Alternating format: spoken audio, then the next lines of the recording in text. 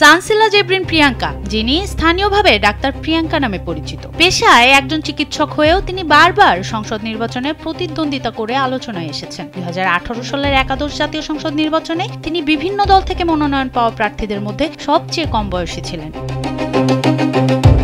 সদ্য 30-এর কোটা পার করা এই তরুণ রাজনীতিবিদ আসন্ন ত্রয়োদশ জাতীয় সংসদ নির্বাচনে ফের ময়দানে নামছেন এবং এবারও তিনি বিএনপি কর্তৃক মনোনীত প্রার্থীদের মধ্যে সর্বকনিষ্ঠ। তিনি শেরপুর 1 আসন থেকে প্রার্থী হয়েছেন এবং বর্তমানে জেলা বিএনপির যুগ্ম আহ্বায়ক পদে রয়েছেন। জেলা বিএনপির সাধারণ সম্পাদক হযরত আলীর মেয়ে তিনি।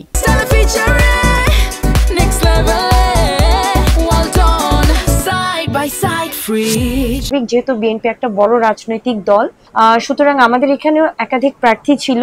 আমি বিশ্বাস করি প্রত্যেকটা প্রার্থী ধানের শীষকে ভালোবাসে এবং মন থেকে দলটা করে। সানসিলার রাজনীতিতে উত্থানের পটভূমি তৈরি হয় 2018 সালের নির্বাচনে। মূলত শেরপুর 1 আসনে বিএনপির মূল প্রার্থী ছিলেন তার বাবা হযরত আলী। তবে সেবার হযরত আলী সহ বিএনপির 3 প্রার্থীর মনোনয়নপত্র বাতিল হওয়ায় অপ্রত্যাশিতভাবে ভাগ্য সুপ্রসন্ন হয় সানসিলার এবং বিএনপি মনোনীত করে তাকে। ওই নির্বাচনে অংশ নেওয়ার ফলস্বরূপ আওয়ামী লীগের রোশনালে পড়তে হয় এবং তাকে চাকরিও হারাতে হয়। আমি 2018 সালে ধানের শীষের প্রতীক নিয়ে শেরপুর সদর 1 আসন থেকে নির্বাচন করেছিলাম।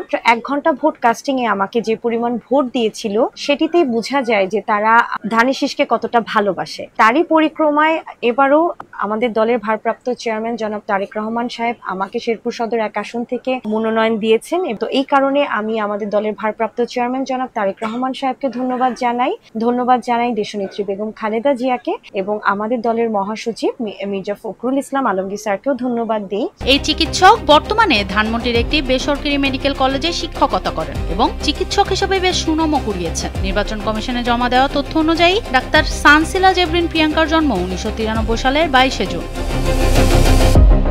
সনম সিদ্দিকী, কালবেলা।